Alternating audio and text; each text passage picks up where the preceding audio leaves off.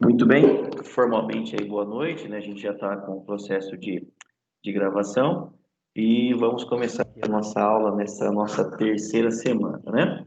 Como vocês podem ver aqui no cronograma, a gente, hoje aqui, 17 de agosto, nós vamos falar sobre planejamento e riscos da auditoria. E quando a gente fala de planejamento, né, risco de auditoria, tem dois grandes temas que permeia e fundamenta, né, esse tema, que é materialidade de auditoria e distorção relevante. A materialidade tem a ver com base no planejamento, depois vai permear toda a execução da auditoria, e a distorção relevante tem a ver com os riscos, né, inerentes ao processo de auditoria, e a gente vai trabalhar esses dois temas aqui com vocês na aula de hoje, tá? Aí, Mili, Karen, né, quem for entrando depois, se tiver alguma dúvida no decorrer aqui da gravação, pode levantar a mão aí, né, e pode questionar, tá? A gente faz aí a elucidação no que for necessário, tá bom? Muito bem. A gente abre aqui mostrando para vocês, né, o nosso capítulo do livro texto, lembrando que esse livro ele está disponível lá no ambiente, né, da Biblioteca Eletrônica da FGT, vocês podem acessar, né, o link lá está disponível. A gente vai tratar aqui o capítulo 5, que é o planejamento de auditoria, e o capítulo 6, que é os riscos de auditoria, tá? Em cada um desses temas. Então, eu costumo sempre condensar, né, resumir o capítulo naquilo que é eminentemente necessário e vocês depois, né, fazendo a leitura, tem mais informações e a gente pode ir discutindo aí conforme as dúvidas forem surgindo. Vou admitir o nosso amigo William, que está acabando de entrar aqui, tá certo? Bem-vindo, William. A gente já começou aqui a gravação da aula, né? Mas também no início, lembrando que a gente vai tratar hoje planejamento de auditoria e controle, ou melhor, né, e riscos de auditoria. Will, se tiver alguma dúvida aí também, nesse momento da exposição, fique à vontade para poder questionar, tá bom? Boa noite, obrigado. Boa noite. Bom, quando a gente fala sobre planejamento de auditoria, né, a norma que está associada ao planejamento de auditoria é a NBCTA, lembram lá, né, Normas Brasileiras de Contabilidade Técnicas de Auditoria, número 300, né, na revisão 1. E para ilustrar esse ambiente do planejamento de auditoria, eu trago aqui, né, uma frase do Dwight, né, Eisenhower, que foi um dos presidentes americanos, que ele dizia o seguinte: antes da batalha, o planejamento é tudo. Assim que começa o tiroteio, planos são inúteis, né? Para dizer o seguinte, e ficar essa ideia na nossa cabeça, né? O planejamento de auditoria acontece na fase inicial do processo de auditoria. Logo, então, uma vez contratada a auditoria, a primeira atividade a ser feita é o planejamento, né? E dali do planejamento é que se discorre toda a execução do processo de auditoria, né? E o planejamento tem, então, uma grande meta, um grande objetivo, que é entender o contexto dos processos, né? E traçar, então, o plano de execução da auditoria. Muito bem. Falando sobre isso, né? A norma, ela trata, né, o planejamento igual a princípios norteadores, né? Eu costumo dizer que no planejamento de auditoria, a gente desenha ali a arquitetura do processo, né? Principalmente o desenho da base, o que vai fundamentar, né? Aonde estão as estacas principais que vão nortear o nosso trabalho. Do ponto de vista teórico, né? O que a norma determina? Que no planejamento é definido, então, as diretrizes, os objetivos que visa planejar a auditoria, de forma que a auditoria, né, o processo de auditoria, seja realizado de maneira eficaz, principalmente, né, com as ações necessárias para que se implemente controles que sejam relevantes para a auditoria, estabelecendo os procedimentos metodológicos, né? Então, resumindo isso aqui em miúdos, nós temos que, no planejamento, define-se os princípios norteadores, que vai, na verdade, né, apoiar a identificar e prever todos os procedimentos metodológicos, né, que vão trazer os controles necessários para aquele processo de auditoria, de tal modo que a auditoria seja eficaz, tá? A gente pode resumir isso, pessoal, em duas grandes fases, né? Então, planejamento de auditoria, enquanto conceito, ele pode ser resumido em duas grandes fases. Uma fase que é a estratégia global e a outra fase que é o plano de auditoria, que está nesse quadrinho aqui, né?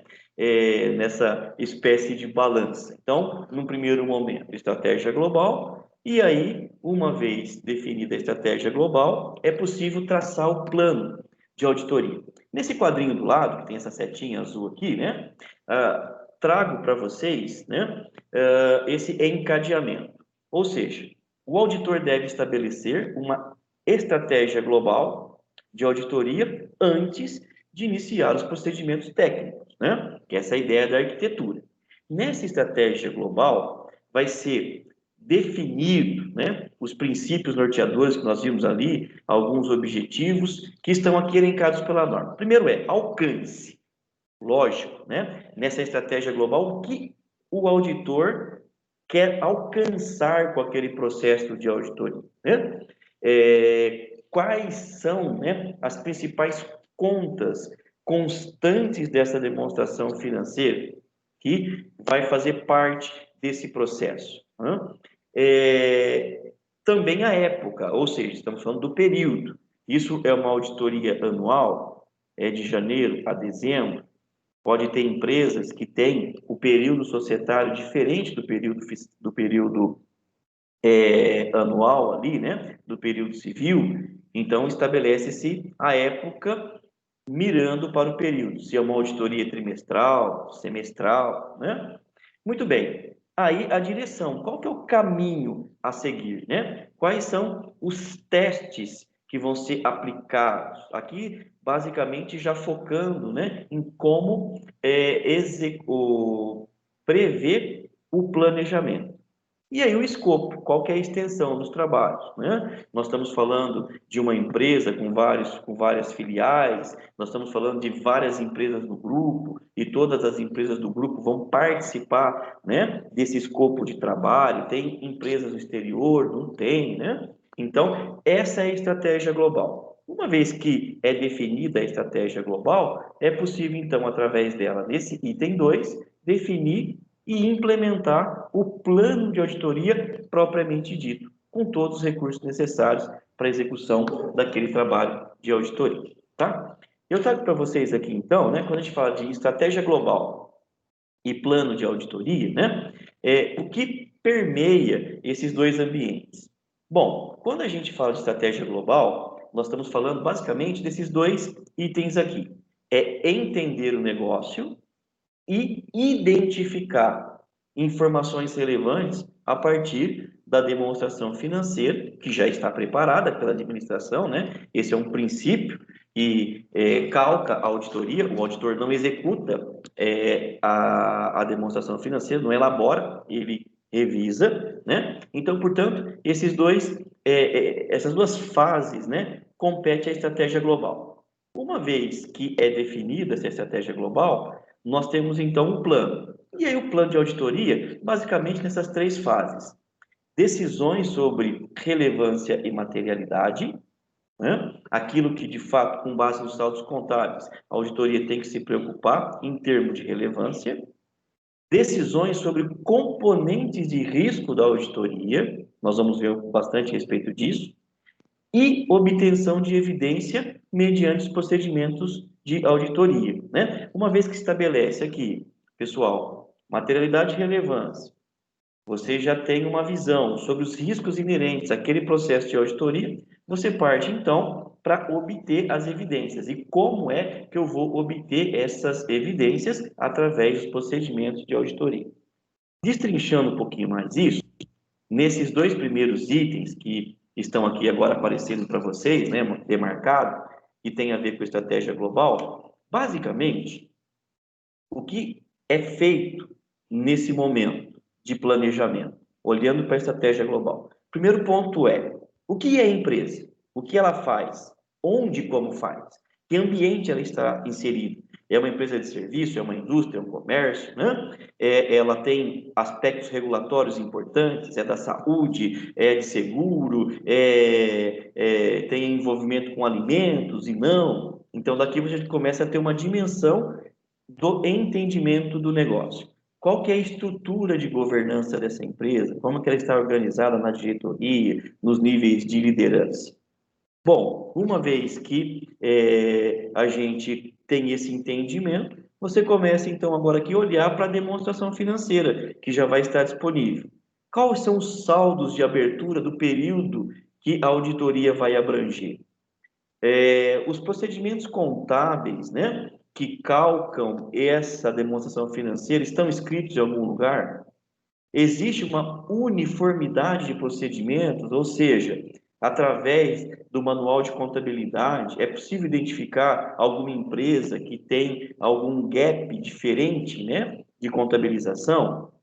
Tem algum evento relevante subsequente, né, em relação ao exercício anterior? Por exemplo, imagine vocês, pessoal, nesse momento nós estamos vivendo de pandemia, se você entra agora, né, agosto, para poder fazer uma revisão, né, ou do processo de auditoria, imagina que você vai pegar o balanço fechado em junho, né, de janeiro a junho, você está revisando esse período, mas você está revisando com base agora. Concordam comigo que nós estamos no momento de pandemia e existe eventos relevantes com essa pandemia que pode afetar a demonstração financeira, não só nesse primeiro semestre, mas como pode afetar de hoje para frente.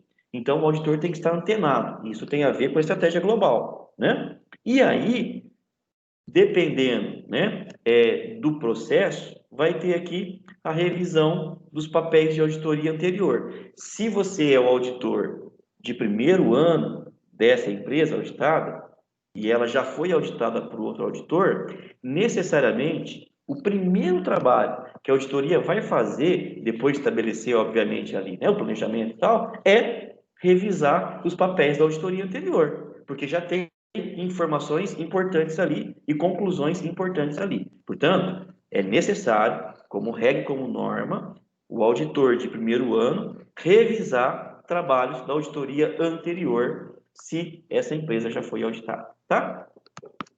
Isso está para a estratégia global. Partindo para o plano de auditoria propriamente dito, né? Eu chamo a atenção para vocês aqui no aspecto importantíssimo, que é a definição da materialidade. No o Will até perguntou para a gente, né, o William, semana passada, quando falamos de normas, né, e tipos de auditoria, e demos até aquele exemplo da CVC, né? Poxa vida, a auditoria, quando se encontra um erro ou uma fraude, ela pode ser penalizada? Ela pode ser penalizada se for comprovado um erro, né, deliberado da auditoria. A questão de materialidade vem, né, com um pano de fundo para poder apoiar nessa definição se houve erro da auditoria ou não, que pressupõe uma materialidade muito bem definida, lembrando que o processo de auditoria não vai analisar todos os lançamentos contábeis, né? É um processo por amostragem, por testes. A materialidade tem a ver com isso. Ela vai definir o montante em percentual ou em valor daquilo que de fato é relevante, ou a partir daquele momento. Então, se tiver transações, né, de saldos, de registros, cujo montante é dentro da materialidade, não atingiu o limite, quer dizer então que o auditor ele pode, né, adotar como premissa não fazer uma avaliação aprofundada. Se amanhã tiver um erro que está dentro da materialidade, o auditor não pode ser penalizado, tá? Essa é a ideia, essa é a norma. Portanto, a materialidade é um assunto delicado e oferece uma série de riscos para o auditor. Por quê? Amanhã, quando ele for avaliado, esse auditor for avaliado, o processo dele for avaliado, a auditoria dele for avaliada por alguma situação adversa de mercado, quem faz essa avaliação vai verificar se todos os processos de materialidade, na hora de ser concebido, foram observados. Porque o auditor pode dizer o seguinte, material para mim é um percentual alto, né? É um montante alto. Aí não, né? Tem que ter bastante objetividade, né? E também bastante cuidado para definir materialidade, tá? É isso que nós estamos comentando aqui para vocês. Então, como exemplo, se uma empresa ela é uma empresa de capital intensivo, ela depende bastante ativo imobilizado, pode ser que a materialidade é definida em função do volume de ativo imobilizado, um percentual, sei lá, 2%, né, da minha base de ativo. Significa dizer, então, que qualquer transação em movimento, né, acima de 2% da minha base de ativo está no nível de materialidade relevante, portanto, vai ser avaliado com profundidade. Menos que isso, não. Se a gente pegar uma empresa, né, que é comércio, por exemplo, pode ser faturamento, outras empresas pode ser o patrimônio líquido, o auditor, com base no julgamento do trabalho e conhecimento do ambiente da empresa, vai definir qual é o critério de materialidade, tá bom? Essa é, então, a vertente de materialidade que eu queria chamar a atenção para vocês. Isso vai definir os riscos de auditoria, ou ajudar a definir os riscos de auditoria em grande monta, e também vai definir o processo, né, de evidência, como nós estamos vendo aqui, a obtenção das evidências, né? Quanto menor é o nível de materialidade, maior os testes, maior o nível de evidência que o auditor vai necessitar, tá? Bom, avançando aqui, apareceu para vocês aqui, né, uma nota de rodapé, dizendo que tudo isso que nós estamos vendo aqui na tela, necessariamente tem que ser documentado. Tem papéis de trabalho, seja eletrônico, seja físico, que o auditor deixa à disposição da auditada e deixa à disposição amanhã de uma possível fiscalização. Então, é regra. Lembra que eu falei para vocês que se for uma auditoria de primeiro ano, o auditor atual vai revisar o trabalho da auditoria anterior? Então, todo esse processo vai estar documentado. Numa auditoria nova, o auditor novo acessa esses documentos para avaliar como o auditor antigo fez o trabalho dele. Beleza? Espero que sim, né? Nós recebemos aqui dois participantes no meio do caminho, né? A Carolina, e também a Érica, né? Carol, Érica, sejam bem-vindas. A gente está rolando a aula aqui. E se tem alguma dúvida também, pode nos chamar, tá? Bom, pessoal, eu estou aqui para vocês um exemplo prático para que vocês só olhem como que é documentado, né? Um exemplo de estratégia global. Nós temos aqui o envolvimento de sócios e gerentes que vão fazer as entrevistas em relação ao objetivo da empresa. Vejam só, vão avaliar aqui o estatuto, organograma, qual que é os regimentos da companhia, né? Para depois, olhando para a demonstração financeira, que está nesse item C que ficou apagadinho aqui, né? Através da demonstração financeira, vai avaliar índices de acompanhamento, receita, geração de caixa, análise de crédito, rotação do ativo imobilizado, rotação dos estoques. Então, todos esses compêndios documentados, inclusive o controle interno, né, documenta a análise do planejamento olhando a estratégia global. O que a gente mostra nesse quadrinho? Aqui nós temos entendimento do negócio, o entendimento da governança e avaliação da governança, olha os controles, né? Avalie esses controles para ter uma sensibilidade de performance. E através dessa estratégia global, né, definir então o plano de auditoria. E o plano de auditoria tem um exemplo prático aqui que eu trago para vocês, né? A partir do que se verificou ali na estratégia global, começa então a dissecar a demonstração financeira. Tem um conceito de pirâmide invertida que a literatura traz, né, com base nas normas, que a gente começa aqui, né? No fim do dia, no trabalho de auditoria, ele vai olhar os registros contábeis, né? Portanto, a função das contas são importantes, né? O plano de contas é importante. O registro, né, do manual de contabilidade é importante, mas tudo está focado, né, nessa pirâmide invertida, que seria a base, é o controle interno que aquela organização tem para poder, né, absorver os processos, os procedimentos de contabilização, tá? Então, é dentro dessa avaliação. E a gente traz aqui, então, uma vez que definiu ali a estratégia global, como nós vimos, né?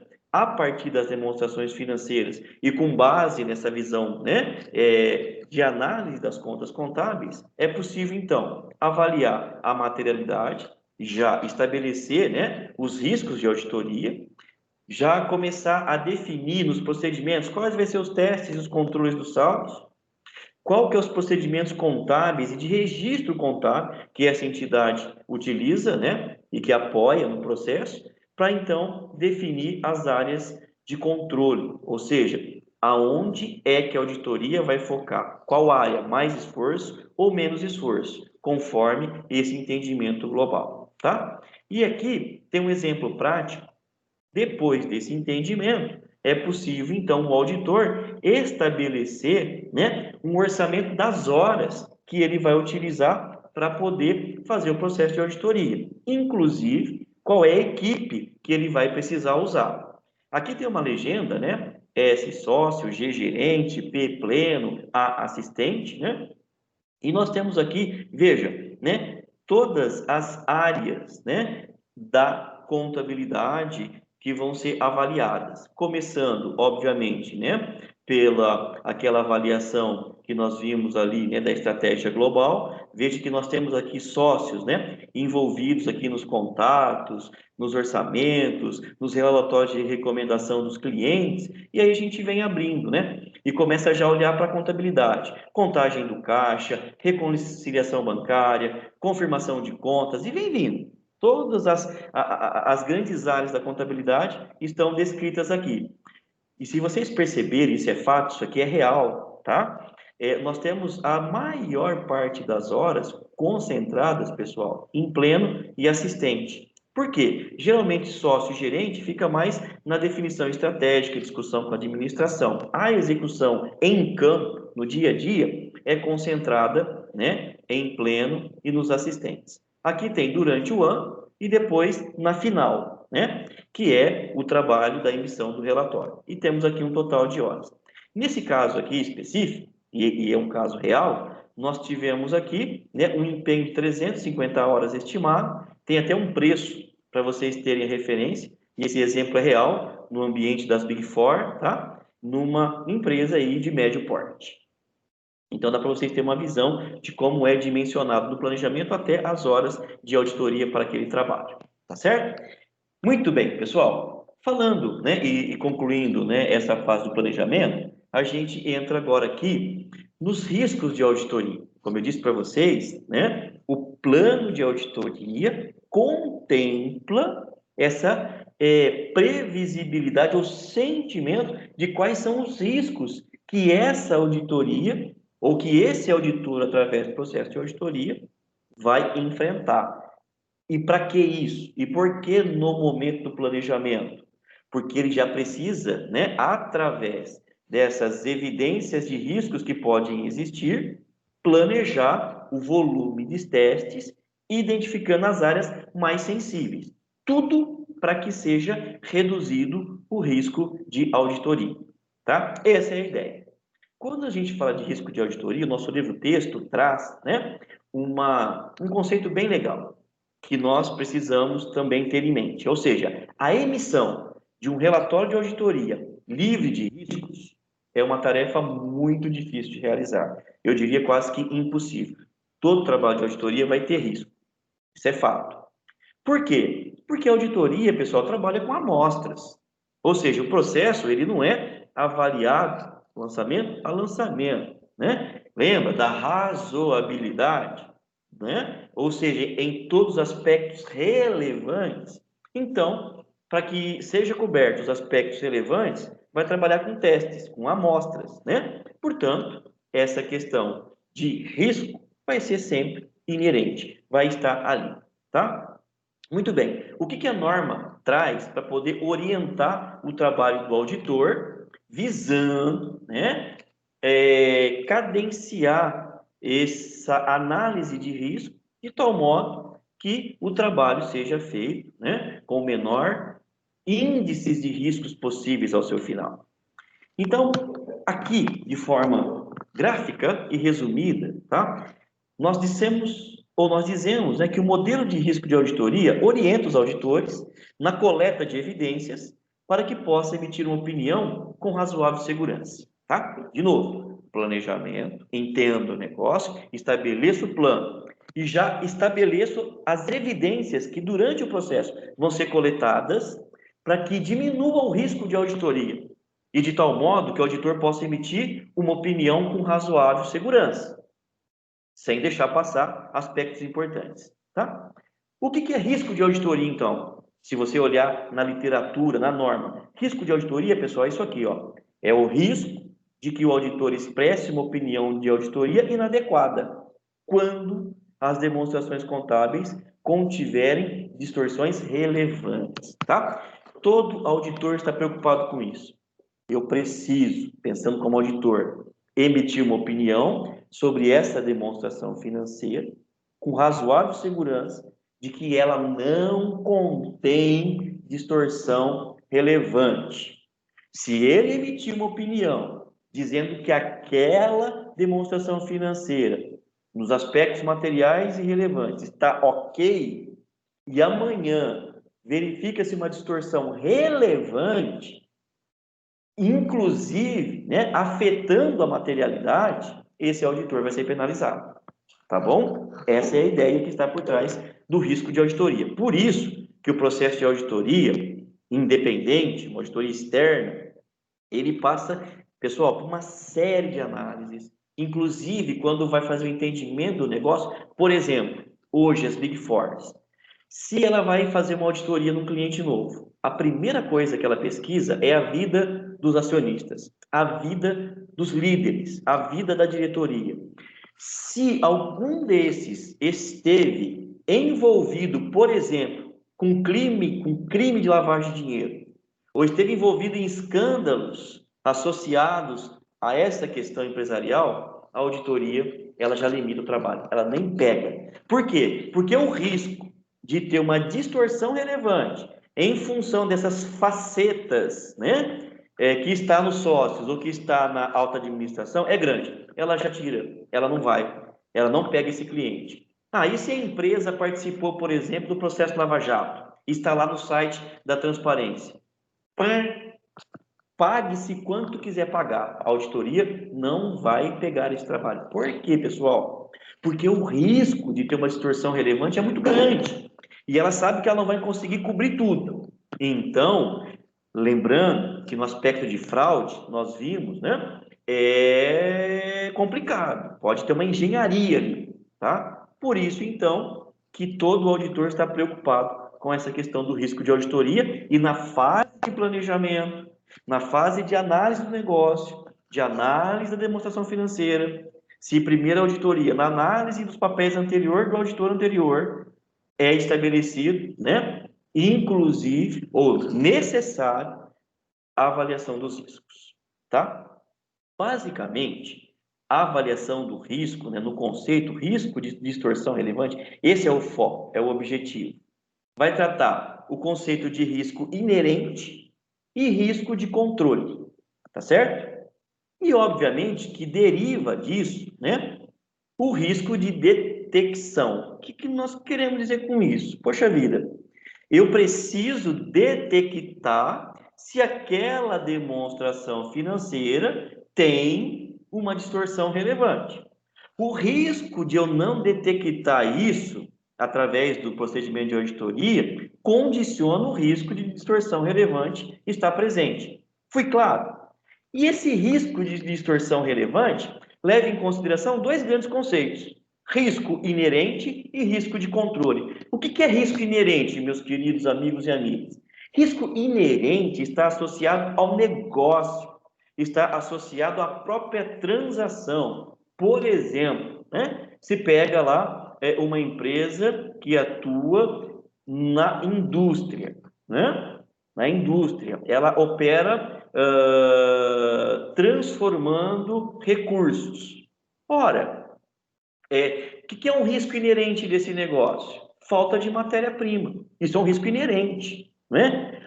Talvez falta de mão de obra especializada. É um risco inerente ao negócio. A auditoria tem que estar olhando para isso, né? Será que a matéria-prima vai faltar ou faltou, pagou mais caro? Será que foi registrado? Provisão para que esse tipo de situação, se acontecer, qual é o efeito?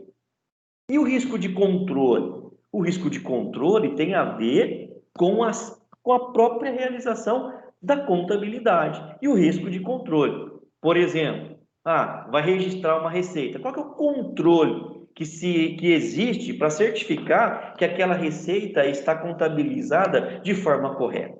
Até usando esse exemplo da receita, né? Nós podemos dizer assim: reconhecimento de receita, risco inerente ao reconhecimento de receita, risco de mercado, né? E você ter mais ou menos receita em função do risco de mercado. Tem uma variabilidade. Poxa, o produto vendia com 20, agora vendeu com 15. Por quê? Esse produto é o mercado que determina o preço. Então, essa queda de preço é um risco inerente. A auditoria vai avaliar se isso está correto. Risco de controle. Eu vender por 15 porque não tenho controle que permita quem é responsável pelo faturamento e venda beneficiar por fraude um cliente. Está entendido? Então, risco inerente, risco de controle. Essa é a avaliação. Nesse slide, está dizendo exatamente isso que eu acabei de falar para vocês, né? O conceito teórico dessa explicação que nós acabamos de ter. Então, lembrando que o risco de detecção, né, que está aqui, é o risco de eu não detectar que exista risco de distorção relevante, que é representado pelo risco inerente e pelo risco de controle. Tá certo? A gente traz aqui um gráfico, né, para mostrar aqui a associação, a relação entre os tipos de risco. O que nós queremos mostrar com vocês aqui, pessoal? Lembrando, né, que o risco de detecção, o risco de distorção relevante é a soma de risco inerente e risco de controle. Não é isso? Tudo isso é risco de auditoria. Ou seja, risco de auditoria é igual risco inerente, risco de controle, né? Olhando para o risco de detecção. O que quer dizer isso aqui? Quando o auditor se depara com um alto risco de distorção relevante, que é a soma desses dois, seta para cima, deve garantir que o risco de detecção será baixo. Ou seja, se aquela empresa auditada, o risco inerente, o risco de controle é alto, significa dizer que ele vai ter que aumentar pra caramba os níveis de evidências para ele reduzir ao máximo um risco de detecção, não é? Porque é onde ele vai ter o contato com aquelas operações. E se for o inverso? Quando o auditor se depara com um alto nível, né, de risco de distorção relevante, ou seja, né, é o inverso que nós vimos, não precisa se preocupar e pode elevar o risco de detecção. O que quer dizer isso? Né? Se esse risco inerente, o risco de controle, ele é mais baixo, significa dizer, então, que ele pode assumir mais erros, ou melhor, assumir mais riscos de detecção. Então, aqueles elementos que vão nortear o trabalho, né, de testes, ele pode ser, vamos dizer assim, menos aprofundados. Por quê? Porque o risco de distorção relevante é menor. Então, ele pode assumir mais risco de detecção no seu trabalho. Isso em relação ao auditor em relação ao auditado. Tá? Bom, se vocês ficaram com alguma dúvida, daqui a pouquinho a gente entra para poder fazer aqui, né, a elucidação. Mas a ideia é mostrar o inversamente proporcional, né? Quanto maior o risco de distorção relevante, representado por risco inerente, risco de controle, menor é o apetite do auditor em relação ao risco de detecção. No outro quadrinho, Se o risco de distorção relevante, representado por risco inerente, risco de controle, é mais baixo, maior o apetite do auditor em relação ao risco de detecção. De novo, voltando aqui, significa dizer que nesse cenário, maior vão ser os testes por amostragem, maior vai ser a análise, mais cara vai ficar a auditoria, mais horas vai ser empenhado para o trabalho, porque o auditor vai querer se garantir. Se tiver nesse cenário aqui, pessoal, né, onde o risco de distorção relevante é mais baixo, significa dizer que o auditor terá menos testes, menos horas de trabalho, uma auditoria mais em conta. Na prática, aqui reside a regra de rodízio de auditoria. Por quê? Se o auditor está num ano, 2 anos, 3 anos, 4 anos, concordam comigo que ele vai ficando tão afeiçoado, tão familiarizado com aqueles processos de auditoria, que ele vai diminuindo os riscos de auditoria. Ele vai tomando mais risco porque ele já conhece o que está ali, né? Então a auditoria vai ficando mais barata, menos gente envolvida, menos testes. E aí está o perigo. Qual que é o perigo? Sabedor dessa situação, quem está mal intencionado, sócios, alta administração, aproveita isso para poder estabelecer fraude. Então, a CVM vem e encoraja o rodízio. Para quê? De auditores. Rodízio de auditores. Para quê? A nova auditoria que vai vir, no primeiro ano dela, ela vai revisar o papel do trabalho do auditor anterior, papel de trabalho, e ela vai estar nesse cenário aqui, naturalmente nesse cenário. Para ela, no primeiro ano, o risco de distorção relevante é muito alto. Então, ela vai fazer testes mais aprofundados. E é natural, quem passa pelo processo de rodízio, o custo da auditoria, ela sobe. Por quê? Porque o auditor vai fazer processos muito mais aprofundados. E nós vimos lá, mais horas, mais profissionais empenhados, mais caro é a auditoria. Legal, né, pessoal? Tá vendo? É assim que funciona aí os processos, tá? Em relação ainda, né, aos níveis de distorção relevante, o que está na mente do auditor? Qual que é a preocupação? Em 2 níveis, né? O nível de distorção relevante pode estar onde? No nível geral da demonstração contábil, ou seja, no contexto geral mesmo. Tem lá a nota explicativa, né? Tem toda a demonstração financeira ali. E pode estar no nível da afirmação relacionada a uma área específica. Por exemplo, ativo imobilizado, contas a receber, né? Então, o auditor ele vai procurar se garantir e minimizar os riscos de auditoria, tanto no aspecto geral da demonstração contábil, como no nível da afirmação em relação ao lançamento contábil. Traduzindo na prática, qual que é a diferença? Quando nós estamos tratando no nível geral da demonstração contábil, implica dizer riscos de lançamentos ou de fatos ou de registros que não estejam ali. Eu dei um exemplo para vocês do Covid-19 agora. Imagine que você pegue uma auditoria, uma demonstração financeira que não tem nenhuma provisão para perda, que não tem nenhuma descrição nas notas explicativas a respeito desse ambiente. Pessoal, quer dizer então que o risco de distorção no geral é muito grande. Por quê? Porque sequer foi feita uma menção, sequer constituída uma provisão, sequer um comentário a respeito de uma perda de cliente, de uma perda de receita, de uma perda de ativo. Então é no geral. E o nível da afirmação?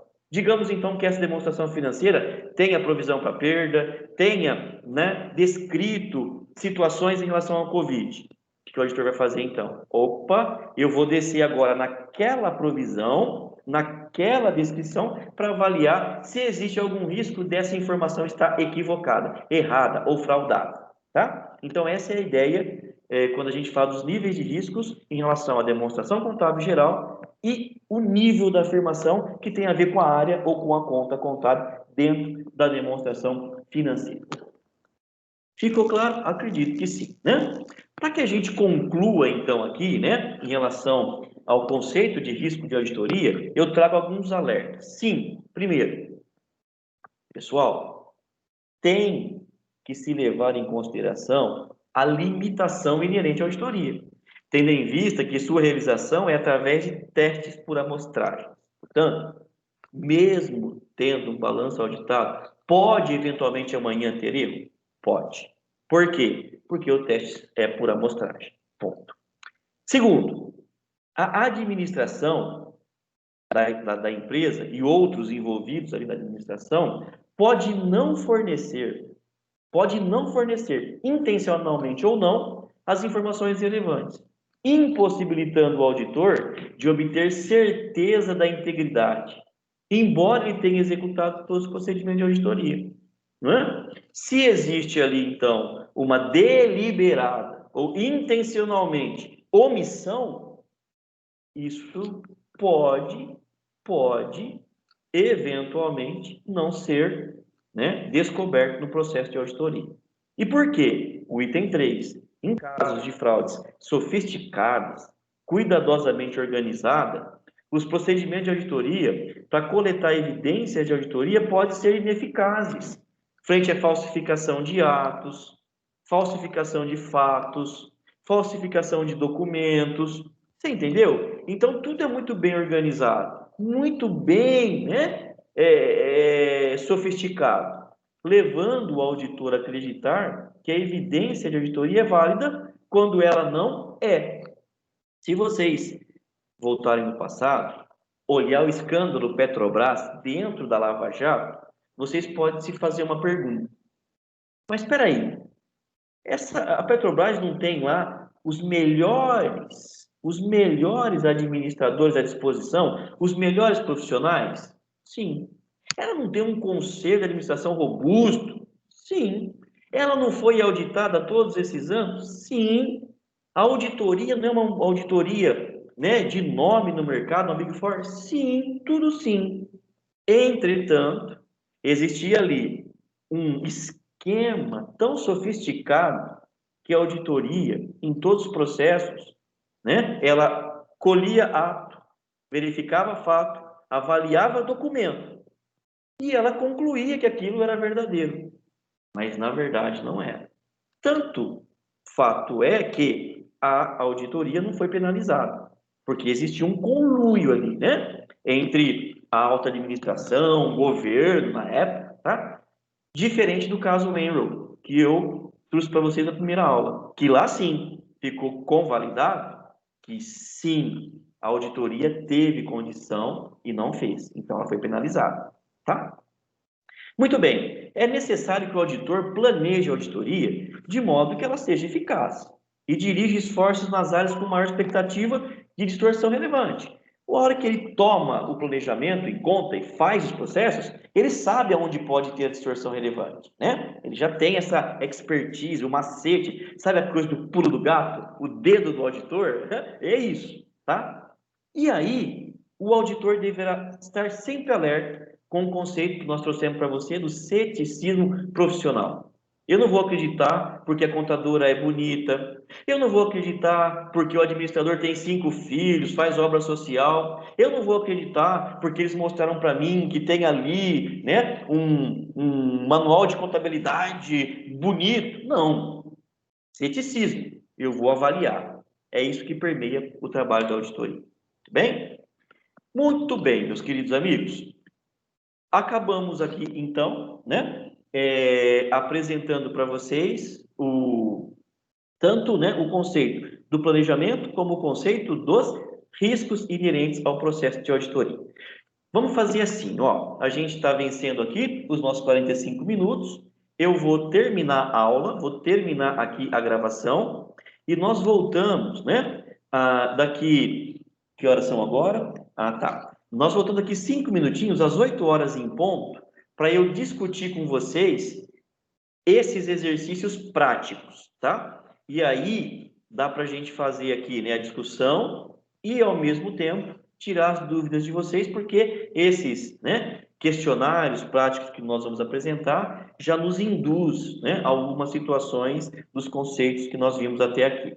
tá bom? Então, quero agradecer a presença de vocês até esse momento e conto com vocês aqui no retorno, logo mais às 8 horas em ponto. Não precisa sair da sala, pode tomar uma água, fazer um gargalo, comer lá alguma coisa e a gente volta às 8 horas. Até já, pessoal. Muito obrigado.